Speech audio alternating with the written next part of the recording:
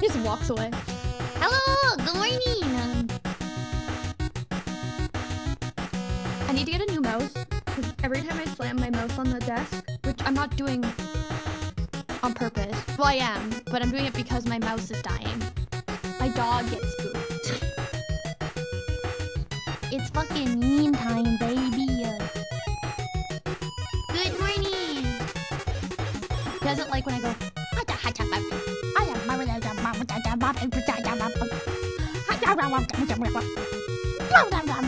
He doesn't like that. He doesn't like when I do that baby talk. He likes.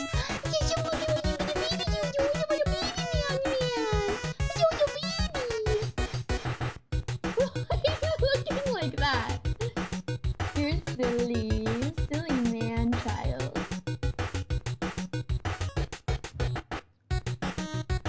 I've been calling my dog a man child forever. And then Sabrina Carpenter came out with Man Child, the song, and I'm like, damn. Cause he's a man child. He's a man cause he's a full-grown dog. But he's a baby. He's a man child.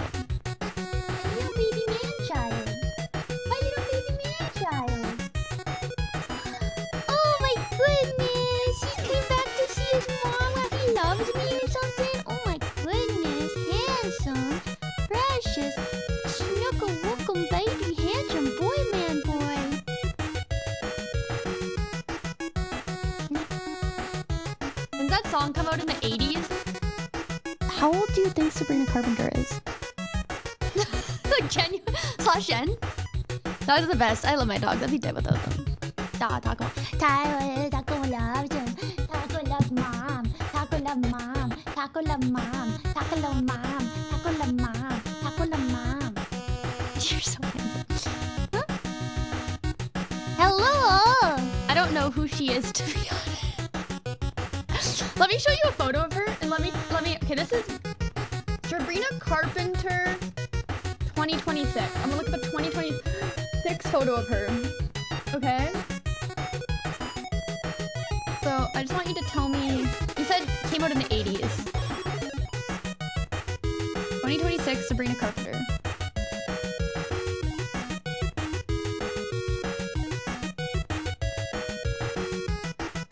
Do you think her mom and dad were even conceived yet? Probably. But that being said,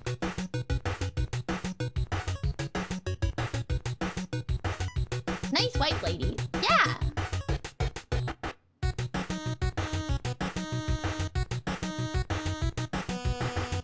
Yeah.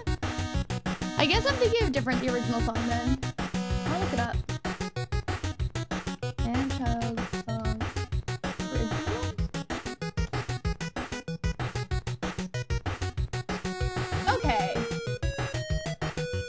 Child is a song by a Swedish singer named Nene Cherry, released in May 1989 by Virgin and Circa, second album The Raw Like Sushi. It was originally composed. Wait. So is this the what is the lyrics to it?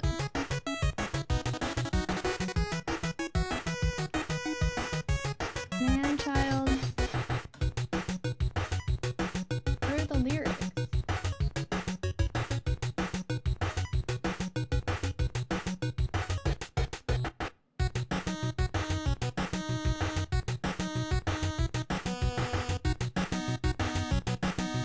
Interesting. Fascinating.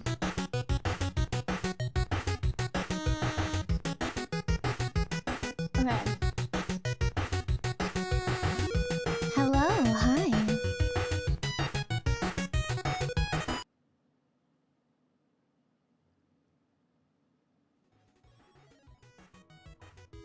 Good morning, everyone. Well, kind of. It's a little bit late, but be expected. These streams take a bit longer. Good morning. Good morning. Hello, everyone. God, I sound like a fucking school teacher. Oh my god. Sorry, I try to be like welcoming and nice, and now I can only hear like, "Good morning, class. How's everybody doing? Welcome." Jessica, please stop eating the glue. Please put down the glue. We don't want to have to write you up again. We know what happened last time. Hello, hello.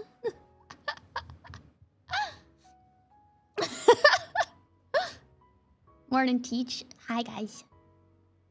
You have an extra dimension. I am in an extra dimension today. I am in an extra dimension. I don't know why I made this scene so cute.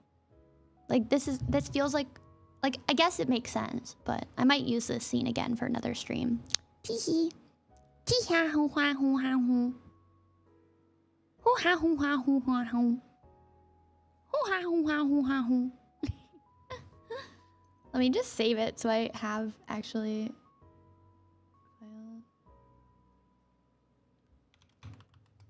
One second, I want to save it because this is cute. It didn't even take me that long. That's why I just like didn't even think about it. Yeah, it is cute. Recycle, reuse, reduce, recycle, recycle, reuse, reduce, recycle. Like a relaxing background, I guess you could say, my friend. Oh, thank you, my friend. Today we are lying in grass. We are close to nature because today we are going to be learning about grounding exercises. I am doing this stream, even though I said I was going to do Wellness Wednesdays once monthly, but I don't know why I do this to myself. I was just like, oh, every time I go, oh, well, like, grounding exercises are simple. And then I end up remembering how many fucking grounding exercises there are, and I'm like, oh, wait. And, oh, wait, grounding is linked to mindfulness, but I don't want to get into mindfulness. I just want to get into grounding exercises. Blah, blah, blah, blah, blah, blah, blah, blah. But we'll get into mindfulness another day. But today we're just getting into grounding exercises. You just like brain stuff a lot. That is true. I really do like brains. And I like talking to you about them. Because I want to help you understand your brain. I want to help give you skills and help you understand yourself. It's really I like to understand myself, so I want you to understand you too.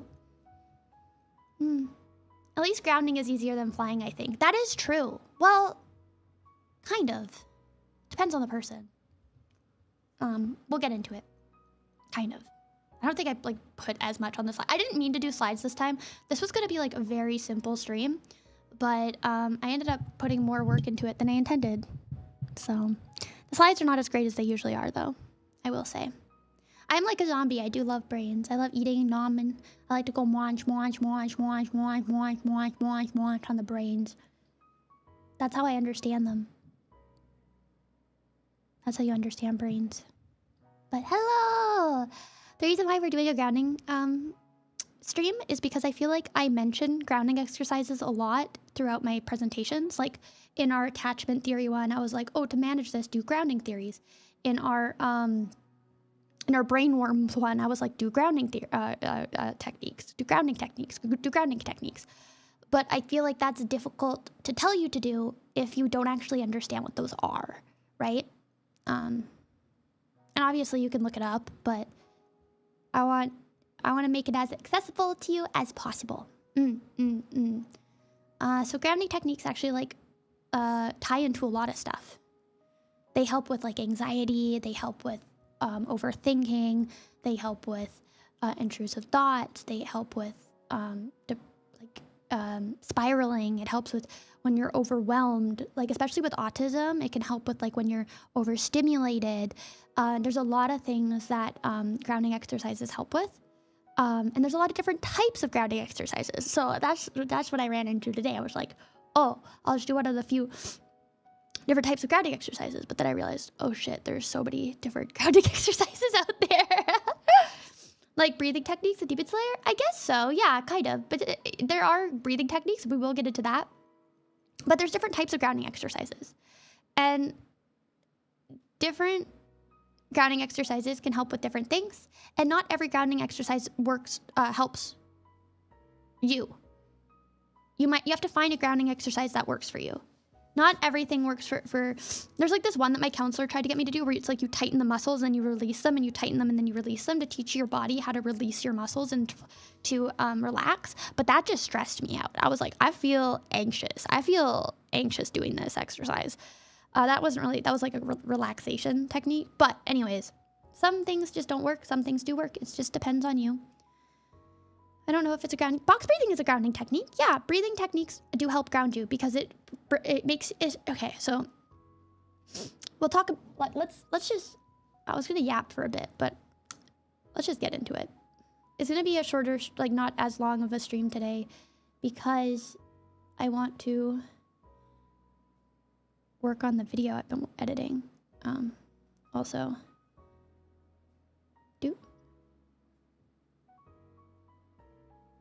Oh, wait. Oh. I lost you guys. There we go. Okay. Hello. Thank you. I'm glad you like the background. Thank you. Thank you. Okay, grounding. Woo! Very simple slideshow today. Okay, what is grounding? Grounding is a set of skills that help bring your attention back to the present. When you feel overwhelmed, anxious, panicky, emotionally flooded, detached, or stuck in spiraling thoughts. It does not like magically erase stress. It does not solve problems instantly, but it does help you regulate enough to think more clearly and to respond instead of just react. Grounding is widely described as a shift from attention from distressing thoughts and memories towards present moment awareness. That's what grounding does. So, wow, this is not ideal for the slideshow. I see how tiny it is, but whatever. So grounding just helps you bring yourself to the present moment. Because a lot of the times when you're anxious, your brain so we've talked about flight or fight, right? And your prefrontal cortex will turn off and you kind of not thinking about where you are. You're thinking about where you need to go. You're thinking about the future. You're like thinking about the worst possible outcome. You're imagining all these things, and sometimes you feel disassociated, or you feel just like you're so internalized. You're feeling just everything internal that you forget where you are externally and what's going on with your body. You're so stuck in your head that you're forgetting where your body is, where you are, everything else. And so your brain will be like, oh, things are worse than they actually are, because you're so stuck in this panic state and your brain is just spiraling and making it worse, right? That like, even if you're like, oh, my friend just didn't respond to me. Oh my God, they hate me. They did blah, blah, blah, blah, blah, blah, blah. You're forgetting your brain's like, oh my God, I'm panicking. This is scary. This is life or death. But in reality, if you go, okay, wait, no, I'm in my room. I'm safe right now. I know where I am. I am not, it is not life or death. And you're able to remember know where you are, what's going on, and have an awareness. I know this sounds like, oh, by the way, a lot of psychology sounds really fucking, not psychology, but like counseling theories sound like really fucking like, what's the word? There's a word for it. Where it's like obvious, I guess. There's a better word for what I'm thinking, but it's like, yeah, of course, if you're stuck in your head, you're not thinking clearly and you don't know where you are, and it's just gonna make things worse. Duh. But like knowing that and knowing it when you're dealing with it are two different things, right? But yeah. And so that's why like with attachment, this like ties in with attachment theory, grounding ties in with a bunch of stuff, because a lot of it is you in your head. And if you're stuck in your head and you're making things and you're snowballing things, you're just going to get it worse, right? So having a grounded take on things and being able to see things clearly can actually help you in a lot of things. Kind of, okay, like think of grounding like your brain like a tree, right? And there's all these thoughts and feelings and emotions and all this stuff, like very, very like hard, like heavy, like winds and like tsunamis and like tornadoes and everything. But grounding is like the roots. Being able to stay grounded are like the roots. It keeps you connected. It keeps you from flying away, right? And of course, grounding is not going to save you. Grounding is not going to save you. But grounding is, like it says, it's going to allow you to think more clearly and respond instead of reacting. So the difference between reacting and responding is like when something happens to you and you just immediate. It's like based off of instinct. It's based off of flight or fight. It's based off of it's just, you have no thought. It's prefrontal cortex shut off. It's just rah! While responding is inputting the information, intaking it, thinking about it, and then going thinking about the other person's side, thinking about your side, thinking about context and nuance and where you are and what's going on, and then responding to that. Responding in a way that takes into consideration all those things. So grounding, if you're in a high stress situation, allows you to bring yourself down because like I said multiple times, when you are in a fight or fight state, your prefrontal cortex is not working properly. By grounding yourself, you're able to turn on your prefrontal cortex better, and you're able to have more grounded thoughts and grounded reactions and respond better. Does that make sense? So while grounding, like if you don't have the skills or the other skills and it basically is like a buffer, I would think. It allows to bring you back down. Okay, cool. So when to use grounding? Let's talk about that. So when you notice your body is ramping up, when your thoughts are spiraling, when you feel detached or spacey, when you want to prevent overwhelm from getting bigger, before, during, or after stressful situations. Sometimes when I go into something stressful, I will do some breathing exercises. And then just anytime you need to recenter. These are the ideal times to use grounding. That being said, we're going to talk about a bit more on when to actually use it because it's a little bit more complicated like that. This is like when it's the most effective. If you are able to do a grounding exercise and you notice, like, this is like high level emotional intelligence. This is high level emotional intelligence to go, I am overwhelmed right now. I can tell, I know the feeling of overwhelm. I know what overwhelm feels like. I am still able to react in a way to deal with that overwhelm in a healthy way. And then being able to ground yourself and use exercises, that takes a lot of not only emotional intelligence, but self-control and regulation. So and your brain is a muscle. So it does take, yeah. But these are the ideal times to use grounding. But it's okay if you don't.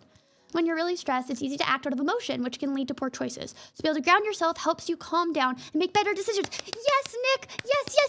You're so smart. You're so smart. You're so smart. You're so smart. That's exactly it. When you're very stressed or overwhelmed or emotional, it is easy to act out of emotions, which can lead to poor choices. So being able to ground yourself helps you calm down and make better decisions. It doesn't solve the problems. It doesn't solve the anxiety. It doesn't solve any of those things, but it allows you to make better decisions and more grounded decisions and allows you to put a halt to spiraling. How's it go? Wait, are we gravity LARPing as a plan? No, we're grounding ourselves today. We're doing a mental health stream. I do mental health Wednesdays. Try to do them once a month at least, where I educate about mental health stuff. In case you guys don't know, I have a degree in social work. I used to teach classes. I used to do like psychoeducation classes with adults and teenagers. I also used to help run group therapy sessions, but I'm not a therapist. I don't have that certification, but I used to do stuff like this. Yes.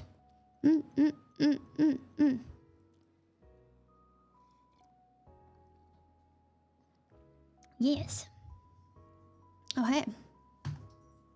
So why grounding helps, I think we already talked about this, but when people get stressed, the body can shift into survival. We're doing great. So you're like a psychologist. No, I'm a social worker, but I'm a social worker, but I studied a lot of psychology. I should do a stream on what social work is because I took like a lot of psychology courses and I took counseling courses. A social worker is more robust than just a psychologist. If I get my master's, I am able to diagnose people and I am able to be a counselor, but right now I just have my undergrad.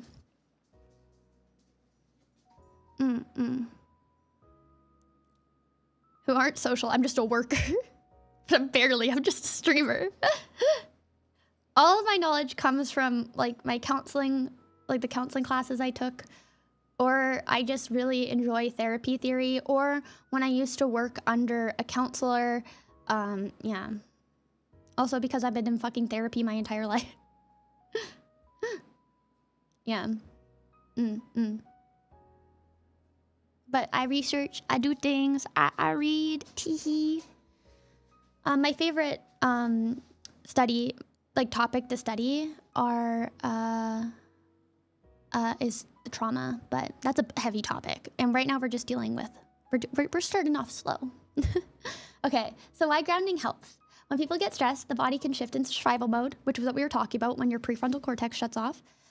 Grounding helps interrupt that spiral by giving your brain something concrete, sensory, and present focus to lock onto.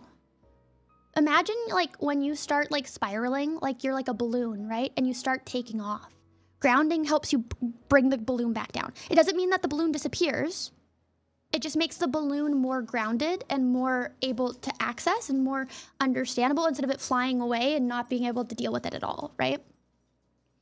Slow breathing can also support the body's calming system, often called the parasympathetic nervous system, which help counter flight or fight. So we have like our sympathetic nervous system and our parasympathetic nervous system. I should go do a stream on just brains. On brains, because I love brains. I should. I wouldn't mind a trauma awareness wellness. That would be so much. There's so much to do with trauma. Trauma is huge. Trauma is huge. That would be a big stream. When your brain is scanning for danger, grounding gives it a job. Because it's scanning. It's like, where's the danger? What can I do? How can I help you? What can I do? So it changes it from what if, to what do I see? What do I hear? What do my feet feel like on the floor?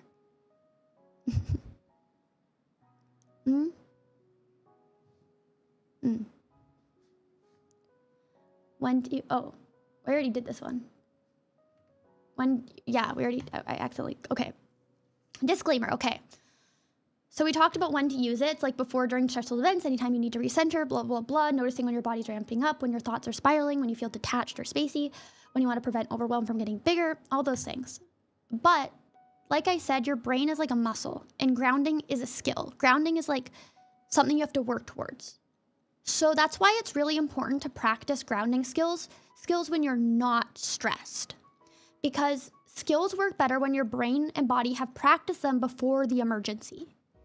If you only try grounding for the first time while panicking, your brain's gonna go, this is weird, I hate it, never mind, I don't wanna do this anymore. But if you practice while calm, your body learns the pattern. Then when stress hits, the skills feel more familiar and easy to access. A good metaphor for this is like, you don't learn how to swim while you're actively drowning. You learn how to swim in practice first. You have to practice and learn how to swim when you're in a calm state. Because like learning to swim when you're drowning is not gonna fucking help. You're gonna start just panicking, right? So that's why I said it's ideal to use grounding during these times, but while you're getting used to, because remember, your brain is a muscle and grounding is like, just imagine grounding as a literal muscle in your brain. And you have to work that muscle out to be able to use it when you need it. If you never work out your arms and then you really need to carry in the groceries, but you never work out your arms, you're not gonna be able to do that, right? You have to work it out outside of like heavy lifting stuff. Because once you practice, you'll be able to access grounding in better when you need it. Learn how to calm when not panic. Exactly. You get it. Okay. So there are different types of grounding. Let me get my notes up because I took notes. Okay. So there are different types of grounding. There's sensory grounding. Okay, no puppy, you gotta go. No, I'm working. I love you. Good girl. There's sensory grounding, which uses your senses. There's physical grounding, which uses a movement or body sensations. There's mental grounding that uses thoughts, words, memories, or attention. And there's like soothing grounding, which uses comfort, reassurance, and self-talk. Not every technique works for every person, and that is normal. something that works for one person might not work for another person. Oh, yeah. Some people love breath work. Some people hate focusing on their breathing. Some people need movement. Some people need textures, temperature, sound. Especially for people who have survived trauma, certain exercises may feel better than others. And grounding techniques are usually most helpful when tailored to the person and the moment. And if one grounding exercise doesn't work for you, that doesn't mean grounding doesn't work. It usually just means you need a different type of grounding exercise. Does that make sense? Would you guys like to practice some grounding exercises together and to learn some? Would you guys like to? Hee. Yeah, okay. So technique number 1, the 5, 4, 3, 2, 1 senses. I love this one. This one's one of my favorites. I do it for myself. I do it for other people. This one's just like the fastest. It's the easiest. So it forces your attention out of the spiral and back into the environment around you. The 5, 4, 3, 2, 1 method is commonly recommended as a present moment grounding exercises for anxiety and overwhelm. So what it does is you want to name 5 things you can see, 4 things you can feel, 3 things you can hear, 2 things you can smell, and 1 thing you can taste. And it doesn't need to be perfect. If you can only do like 4 things you can see, 3 things that you can feel, and you can't do anything you can taste, and you can only smell 1 thing, that's okay. You need to be, it's okay to not be able to do it perfect as long as you're being gentle and understanding and you're still trying. Oh, thank you. So, I thought maybe do one of these, but I had to draw instead of naming it. I see like that, and that works for you as long as it works for you. So let's begin by taking a deep breath in and out. Slowly through the nose. Another one. In and out. And one more before we start. In and out. So we're going to start by naming 5 things you can see. For example, I can see a phone. I can see my tea. I can see my standee of myself. I can see a mini rubber chicken. And I can see a fat fucking dog. Take your time and say them out loud. And when you're done, take a deep breath in and slowly release it.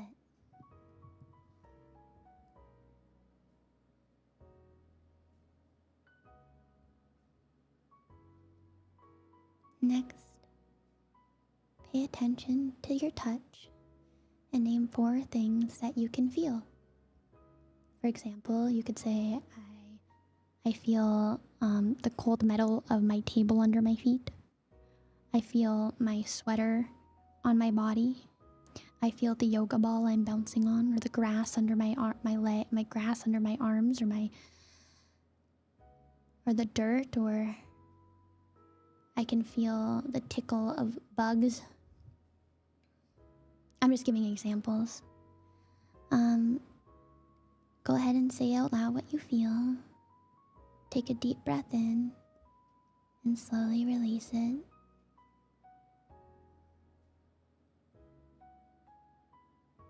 Broken glass on my phone. Screen. Oh, you, my dog, my other computer, cup of water. I'll take a moment to let you guys catch up. I'm sorry I was going too fast. I didn't know you guys were actually doing it. It was actually pretty nice once you notice. Yeah. Once you take the time to notice. Yeah.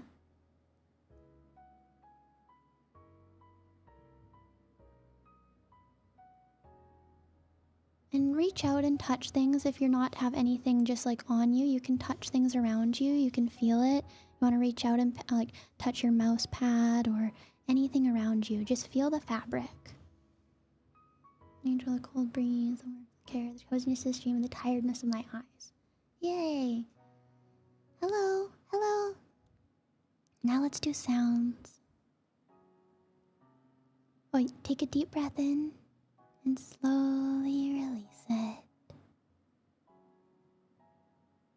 Or the page of the book I'm reading. Yay! Let's do sounds now. I want you to listen for 3 sounds. You could say, I hear Poma's voice. I hear the AC or a furnace. I hear dog barking. I hear the sound of traffic. You can type it in the chat, or you could just say it out loud, whatever you're comfortable with. And when you're ready, take a deep breath in and let go.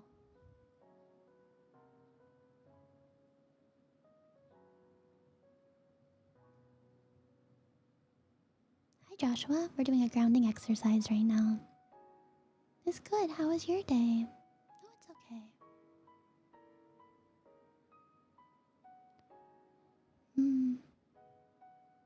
Door opening. It's okay, don't worry.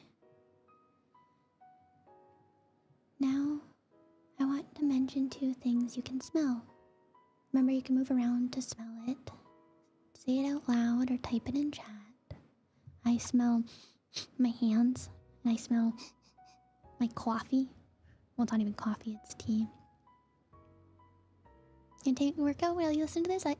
Enjoy your workout. This is definitely...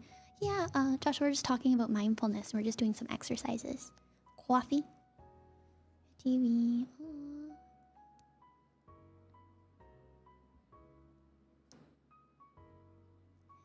And when you've able to identify smells, and if you can't identify any smells, that's completely okay as well. No pressure at all.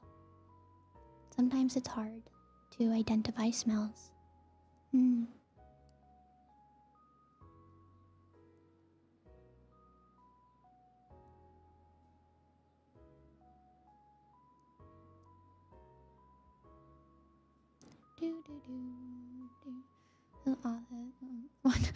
Someone just smoked. 6, I can't smell well. That's fair. I smell an unlit candle and the smell of rain outside. That smells really nice. I don't smoke. Cigarettes don't smell as great, but the smells in here is not gonna lie. See, that's why I said it's okay if you can't. But let's do our last one. Lastly, mention 1 thing you can taste. It might be gum, water. For me, it would be the tea. Yes, please feel better. It's like nice, you like it? I'm glad.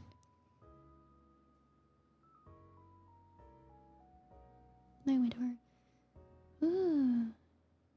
Cheerios, yum. Poma sweat. No, you do not taste Poma sweat. No. Taste water, yay. Okay, and as we end this grounding technique and go to the next one, I want you to take a breath in and let go. And then remind yourself you are safe by saying, I am safe, I am safe, I am safe.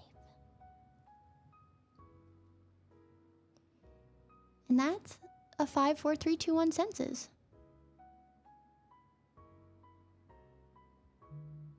That's that one. That one's, like I said, is my favorite. I do it a lot when I feel anxious and overwhelmed. It's a really good one to do. I do it for my friends when they feel anxious and overwhelmed.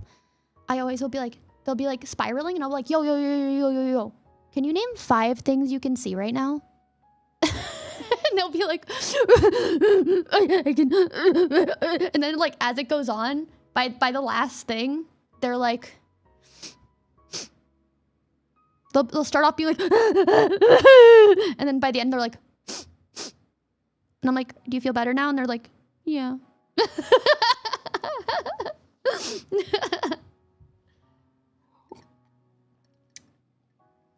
So I like that one, but it might not work for you, and that's totally okay if it doesn't. Like I said.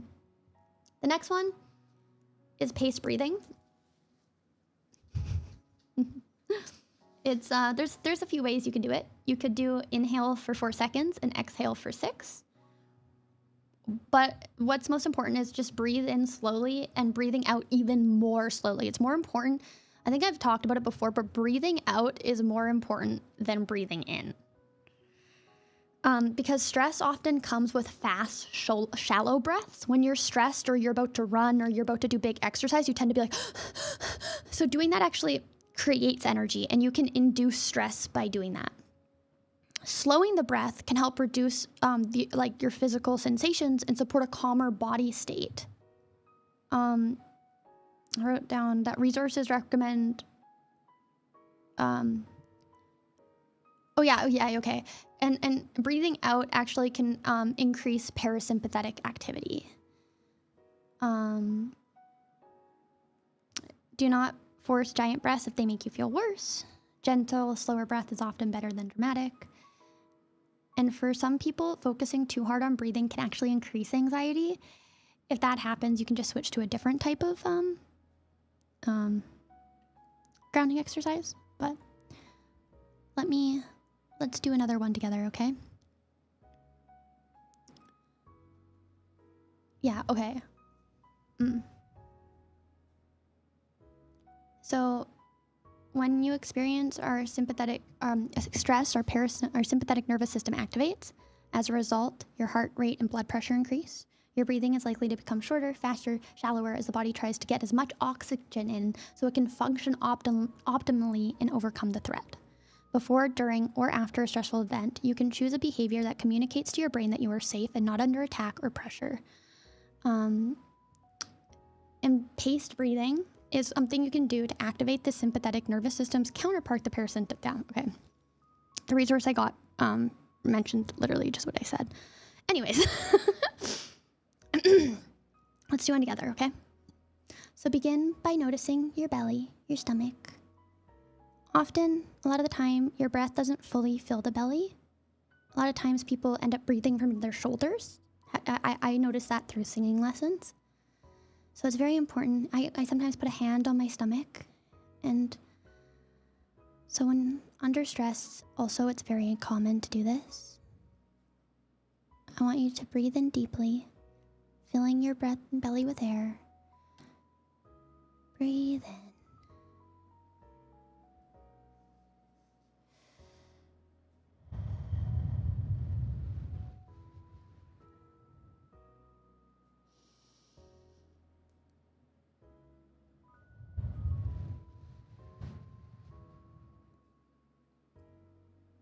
Continue to breathe deeply.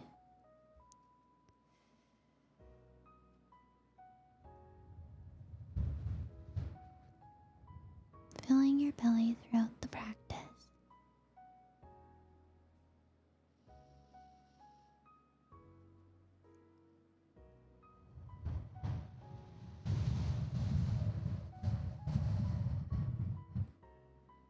Now shift your attention to your inhale.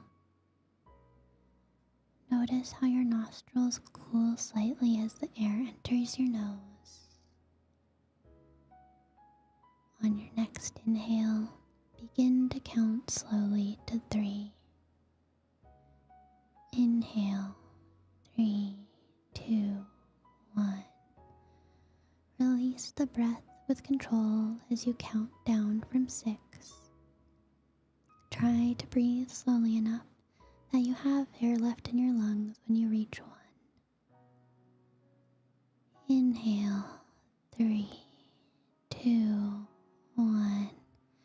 Exhale, 6, 5, 4, 3, 2, 1. Inhale, 3, 2, 1. Exhale, 6, 5, 4, 3, 2, 1. Continue breathing in for a count of 3 and out for a count of 6. Focus on filling the belly with air and slow, controlled exhale.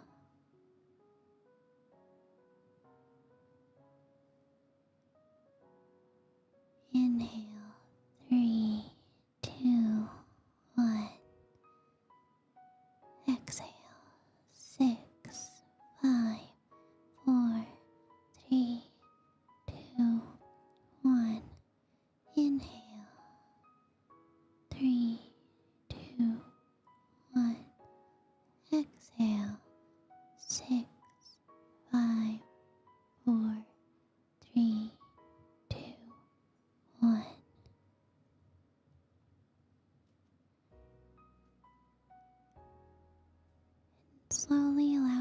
breathing to return to its normal state as we finish learning more about grounding exercises.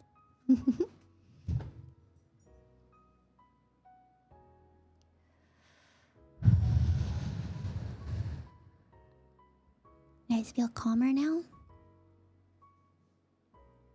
You feel better? You guys understand why I was like thinking about doing ASMR grounding sessions? Do you guys understand where I was like, because right now I'm kind of just speed running them, but there are longer ones. The problem is that it's a skill to be able to do mindfulness for a very long period of time. Yeah, you do? Yay! So glad. They most likely would be on my for members only. Yay! Now I need this type of ASMR. I think grounding, and I really would love, I think I want to, like, because I've always talked about it, but it's kind of, I don't know if, like, a lot of people when they do ASMR, they mainly do, like, role play or, like, triggers and stuff. I don't know if this really fits in that, you know? But I guess the point, because the point is not to, like, have that auditory sensory thing. You know, the process of this is to relax your mind and body. Out of the thought. Yeah, that's true.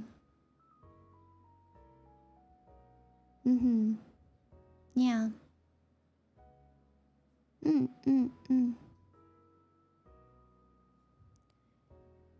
Yeah, that's what I was thinking of doing. But no promises. I don't want to, yeah. Okay, next. Let's take a break from these ones right now. Well, we can. This is another one. We can just do it. It's kind of fast. And no, when it says grounding chair, it does not mean the cuck chair. I know what you're thinking. I know who you are. I know who you are. You can't be slick on me. I did not mean the cuck chair.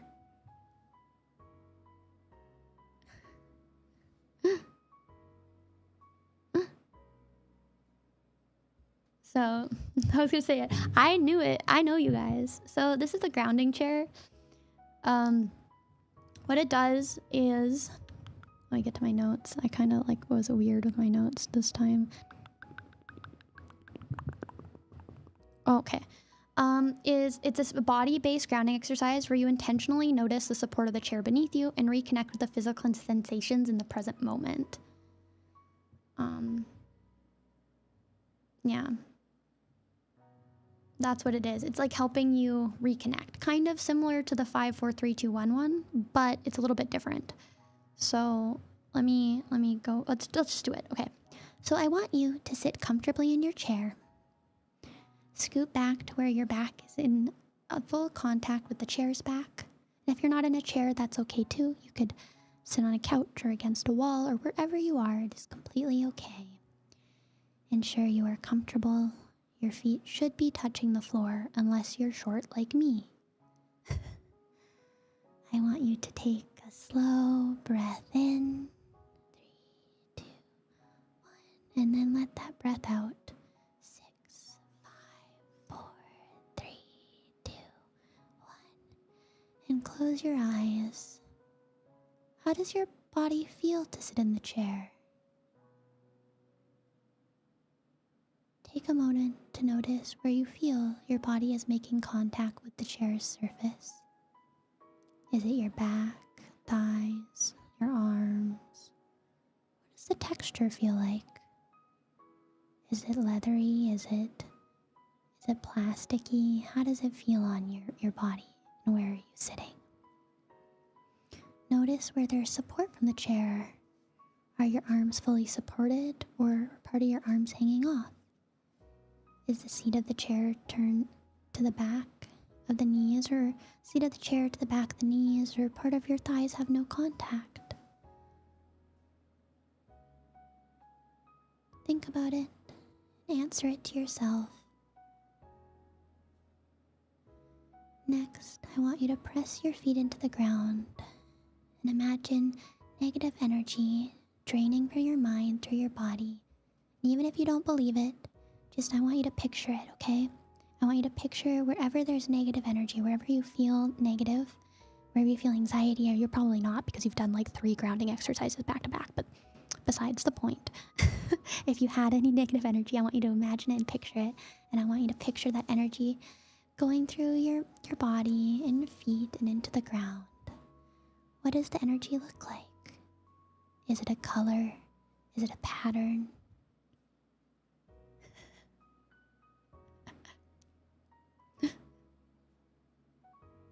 As the energy moves from head down through each part of the body to the toes,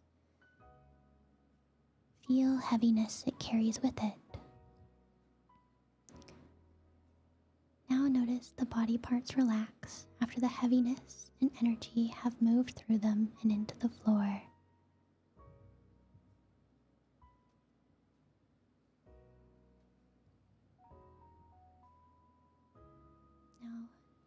Now take one more deep breath in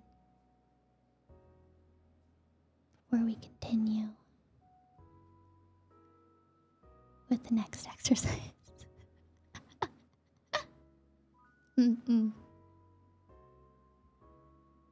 So yeah, that one just tries to get you like in the moment and all that stuff. Yeah. I feel so bad. I'm stacking you with these, but I'm trying to make it so it's better on replay, but I might as well just like upload individual ones. Anyways, I'm just trying to show you guys and give you guys some examples and to help you understand how brains work. Isn't it cool? Isn't it so cool? You can actually like feel your body relaxing. Isn't that crazy? How this is why I love psychology. This is why I love brains, and this is why I love counseling theories, because you're like a magician, but with people's minds. And that's why I want to get into magic tricks too, by the way. Your guys are gonna be the chillest guys ever. True. Very comfy examples. I'm glad. And these are not the only grounding exercises. Feeling kind of sleepy, that is true.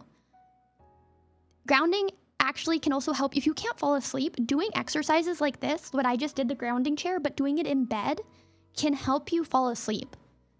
I love grounding exercises when I can't sleep. Because sometimes your brain, you know, when you're lying in bed and your brain just won't stop going over and over, and it will keep thinking about things, and it will keep going over, like when you fucked up in kindergarten that one time. That's because your brain is not in the moment, right? So by grounding yourself, you're actually able to go to sleep because your brain's like, oh wait, I'm just in bed right now. I'm chilling. Why am I thinking I'm in kindergarten? You know? That's why I say that grounding exercises don't solve issues, but they do help. That's why I love grounding exercises. Okay, next one, cold temperature. These are like holding an ice cube, holding a cold drink, running cold water over your hands, touching a cold countertop, placing a cool cloth on your face, splashing your face with cold water. Temperature gives the body a strong, immediate sensory signal. It can cut through spiraling and bring attention back to the body. So it's good for panic, intense overwhelm, feeling unreal, disassociation. If you needing a fast reset.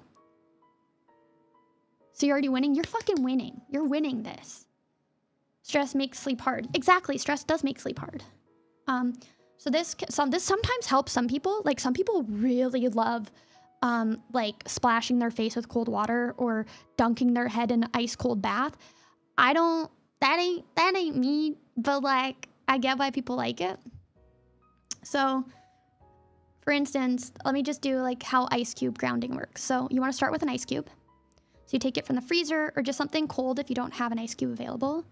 And then you hold it in your hand, in the palm of your hand or in your fingers, and feel it. Notice the coldness, the shape, and let your focus shift from the swirling, spiraling thoughts in your mind to the sensation of the cold in your hand. She winds up between exercises, creates the demand for the meditation. Yeah, exactly. I'm going in between hyperactivity and calming so that you stay on your toes, and also so that when the real videos come out. So feel it, notice the coldness, the hard shape, and let your focus shift some swirling thoughts. As the ice cube melts, turn your attention to how it feels. No, don't act. That's what I mean. Like sometimes it hurts. Like don't do it unless like, you know what I mean? Notice how the temperature changes as the ice begins to melt. Feel the texture, the pressure in your fingers, holding it, the way your body reacts to the cold. So you said it hurt, that's how your body's reacting. Pass the ice from one hand to another, taking note of the ice, the cold shifting between the hands, and how the other hands warm up after the ice cube leaves. Notice your breathing while holding the ice cube. Take slow, deep breaths. This further helps ground you and move your awareness away from overthinking. And slowing your breath down can allow you to slow down your thoughts. Once the ice cube is melted, or after a minute or so, let go of the ice cube and let the sensation linger for a moment. Take notice to how your fingers and palm feel as they warm up, and the feeling of warmth that enormously returns to your hand. So why this helps is that it interrupts the cycle. Exposure to cold temperatures can interrupt the loop of overthinking by forcing your attention onto something immediate and tangible. Bringing this to the front of your thoughts can pause on what you're worried about and shift your attention to something else. It also activates the nervous system. The shock of the cold activates your sympathetic nervous system, temporarily reducing stress and anxiety, which can help break the cycle of anxious or overactive thoughts. While your feelings of grief might like grief and sadness or whatever you're dealing with might remain after the grounding's over, your thoughts may be more calm and controlled. I don't know why this site said whatever. Helps you focus on the physical sensation, bringing you out of your mind and back into your body and the environment, which is often very effective when you're stuck in your thoughts. Yeah. That's why ice cubes help, not the wrapper. I mean, unless you're like, your comfort show is, are we there yet? Who knows? Maybe it is.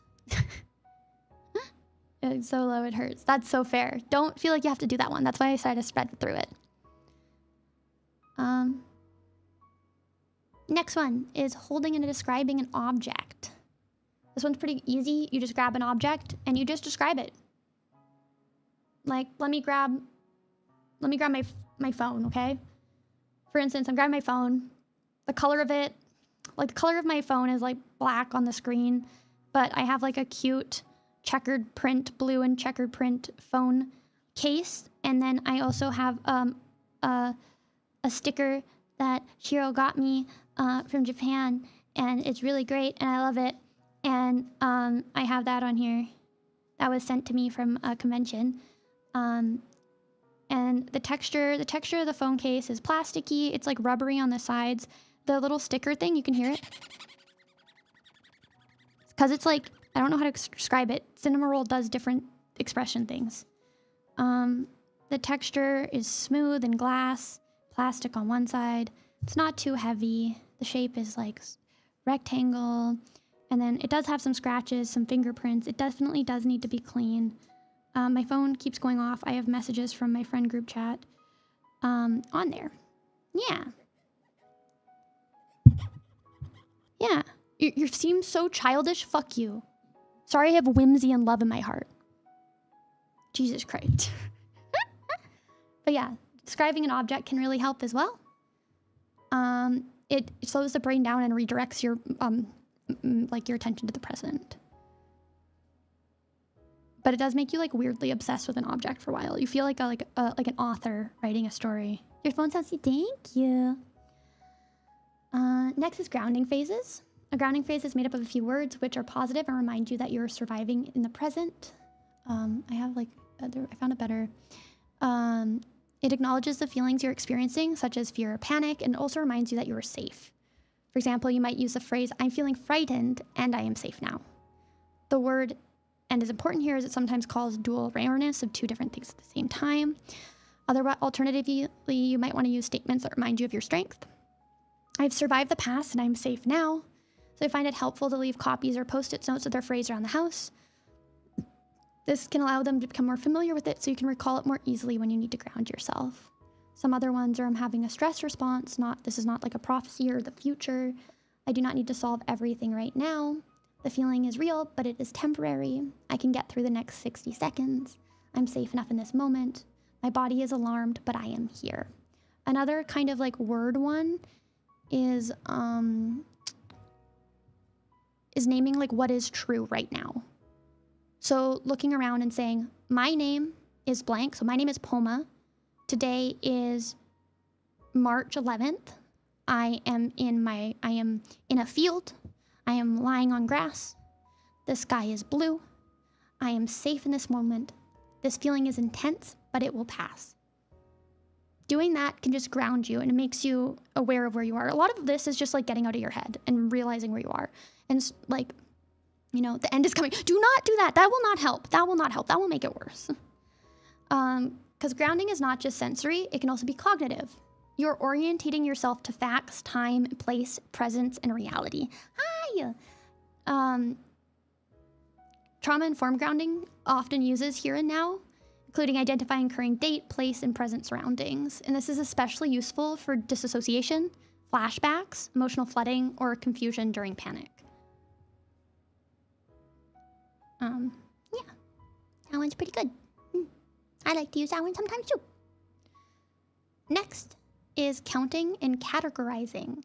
So this is like when you're feeling like overwhelmed, it's like counting back from 20, listing 5 animals, name 5. I love, oh my God, doing 5 things, 5 of a certain color in a room. Really needed this day. Oh, you're welcome. Thank you. I'm so glad. 5 like of a color. I learned to do that before I even found out about it in therapy. I used to get really, really, really intense intrusive thoughts before I got on meds for it, and they were deliberating. The word that I can't say for some reason. Like I'd like lock all the doors in our house. Like I had like OCD like rituals and stuff because of my intrusive thoughts. And what would really help me, I found, was just being like, I'm going to name 5 blue things right now. And I don't, debilitating intrusive thoughts. Yeah, debilitating intrusive thoughts. But I learned to ground myself before I even knew what grounding was. And it helped me so much. So like saying the alphabet slowly, counting ceiling tiles, naming every fruit you can think of. You have OCD? I have OCD symptoms. It's very complicated. So ADHD actually has a lot of comorbidities, which means that a lot of the times ADHD has symptoms of OCD, anxiety, depression that run along with them. So like I have a lot of symptoms of anxiety. My depression's been a lot better, but and then like I get symptoms of OCD. Brains are very complicated and nuanced, and it's hard. Yeah.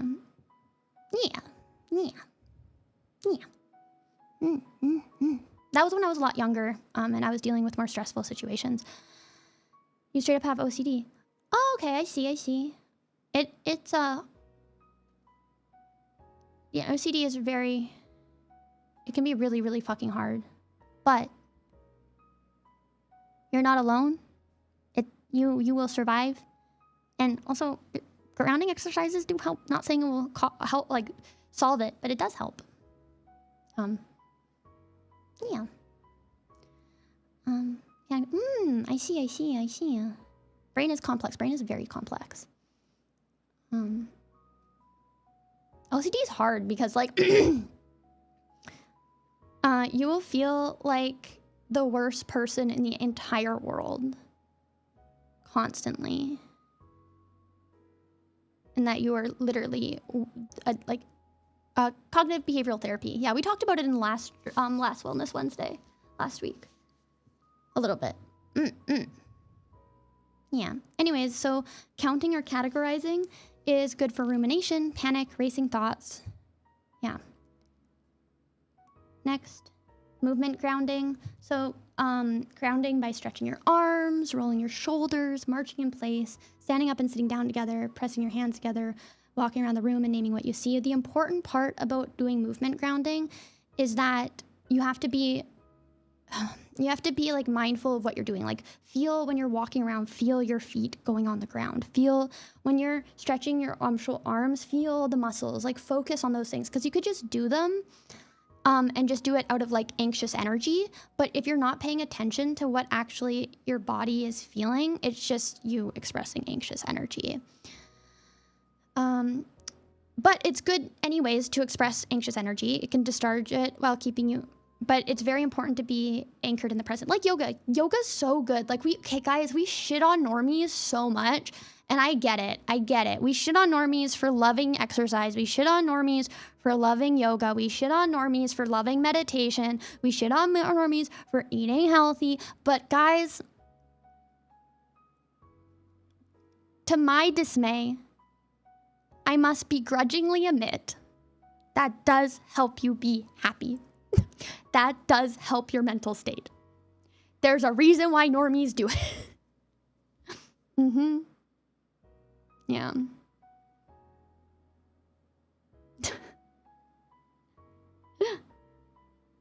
The normies know some things. It's what keeps them normie. It was very hard. It requires mindfulness to do right. Yeah. I see someone do yoga making poses. It's a bit unnerving. Dude, I wish I could do crazy poses in yoga. Normies are onto something. That's the unfortunate reality about... Do you know what sucks most about learning about mental health as someone who deals with like mental health? Was learning half of the advice could be solved by being, hey, are you eating healthy? Hey, are you working out? Hey, have you been like, do you have a community? Hey, do you have friends? Hey, like obviously there are more things underlying, especially if you have like a condition where you have like a chemical imbalance. But a lot of the time your issues can be solved by just having a healthy lifestyle. And that pisses me off, but it's true. What do you mean I can't fucking bed rot all day and eat like shit and not go out or talk to anybody and I will be sad? What do you mean by that? What do you mean? What do you mean I don't see the sunlight for 5 days and now I'm sad? What do you mean I haven't eaten today but 5 Monster Energies and now I feel like I'm gonna have a panic attack and explode?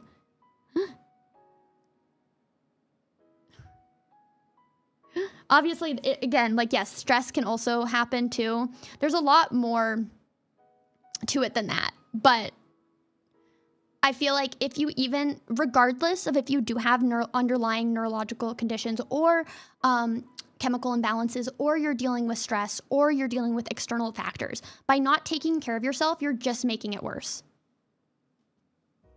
Because regardless of all those exists, not taking care of yourself is just going to exaggerate and exuberate those issues that you already have.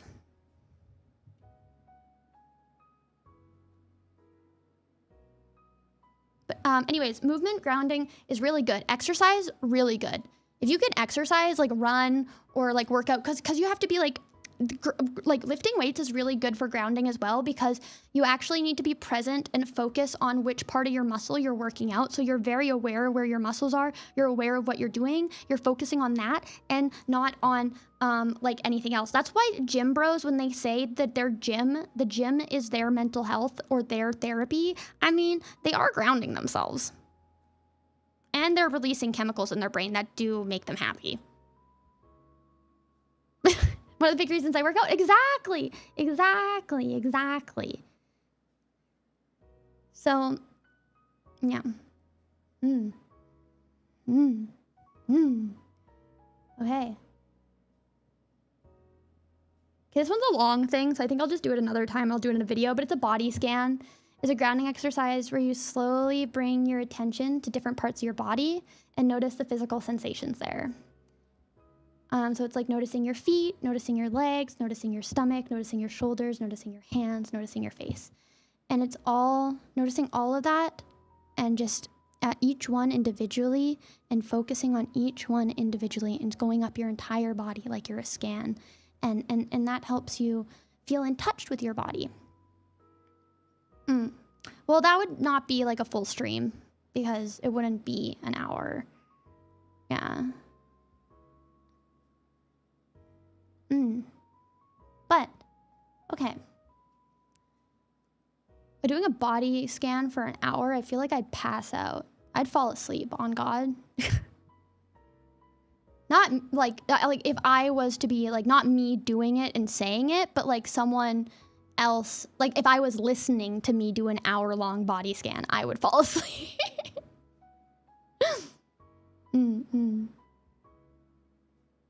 Anyways, okay. So choosing the right grounding exercise. So this is just a suggestion. Obviously, do what feels best for you. Do what you feels most comfortable, what helps you calm down best. But there is some different symptoms respond better to different strategies. And matching the tool to the moment usually works, but rather than forcing one favorite technique on every problem, but just when you're starting out with grounding, just do what works. Do what works and don't focus on trying a bunch of them. Like, just do what works for you, right? But recommendation, if you feel panicked or physically revved up, try paced breathing, cold temperature or movement. If you feel spacey or disassociated, try body scan, the chair exercise, object description. If you're stuck in racing thoughts, try the 5, 4, 3, 2, 1 counting or categorizing. And if you're emotionally overwhelmed, try self-soothing statements and sensory grounding. What if grounding does not work right away? I mean, a lot of you said it did work, so this is not... I showed you the magic, but if it doesn't work right away, that's normal. Grounding is not instant. Sometimes it lowers distress from a 9 to a 7, or from a 7 to a 6, or a 6 to a 7. I deserve that. Sometimes you need more time, a different technique, repetition, support from another person, a quieter environment, or sometimes you just can't do it yourself and you need professional help, and that's also okay. Some common mistakes some people make when they're learning grounding is they're waiting until they're completely flooded and they're fully overwhelmed. Trying one technique once and deciding grounding is not real and does not help and it's bad. I mean, it doesn't do anything. Forcing a method that does not fit you. Doing it too fast. Expecting to erase the emotion instead of reducing its intensity. And judging yourself and being like, I'm not enough, I'm not doing it great, I'm not doing it perfect enough. It doesn't matter how perfect you do it, as long as you're doing it. That's all that matters. And yeah, just remember, learning to ground yourself takes practice. Grounding will not solve every problem, but it can help you come back to yourself. It's a way to tell your nervous system, I am here, I am present, I can slow down, and I can get through this moment. And that's grounding. Thank you. Thank you guys for learning. It was a shorter lesson today, but I hope you were able to learn something from it. You know? Yeah. Thank you for teaching. Thank you. I appreciate it. I think grounding exercises are really cool and sick nasty. They can help your brain, help your mind, and help you become a better you. And then help you become the best cheer team on earth, right? If we're the chillest of guys, we can cheer on everybody. We can be the most emotionally intelligent community ever, and then we can cheer on others, and we can also cheer them up as well, you know? I love you guys. I genuinely just want you to be happy and healthy and to live your best, absolute best life.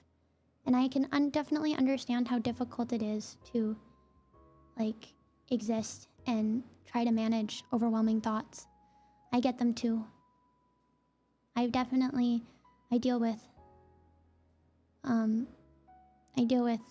bad thoughts.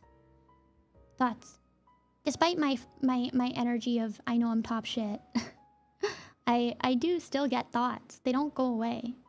Sometimes I deal with thoughts, and sometimes I feel out of it and don't know how to deal and emotionally overwhelmed. But these strategies can help, right? You're not alone. Everybody deals with things. It's just how you... No, you're not alone for having problems, and you're not wrong for having problems. But it's your responsibility to deal with them. And it's your... and only you can control how you do that. Oh no! Well, at least you're on cheer team now, huh? I love you guys so much. Are you guys enjoying these Wellness Wednesday streams? I'm afraid they just go away. Well, they never go away because you just bottle them up and then they're just gonna get worse and then you're gonna end up harming yourself and others.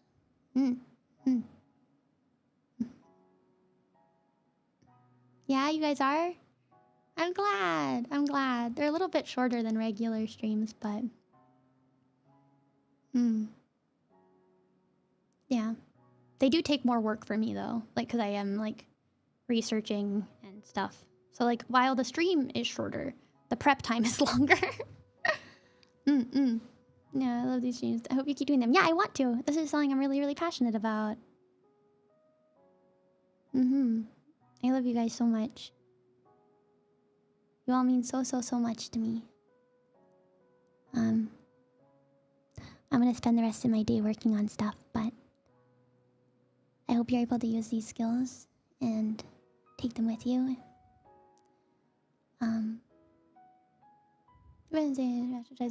Thank you. I'm not like an expert by any means, and I'm not a therapist. I'm just a yin who did some schooling, but I still... Yeah, we're still doing the members death note watch along, yeah. I got it in my calendar. Yes, there is. But I'm gonna spend the rest of today, not tonight, working on stuff. So I love you guys so much. In the meantime, please be safe. And let me do these guys out. Thank you. Thank you. Please be safe and don't die, okay?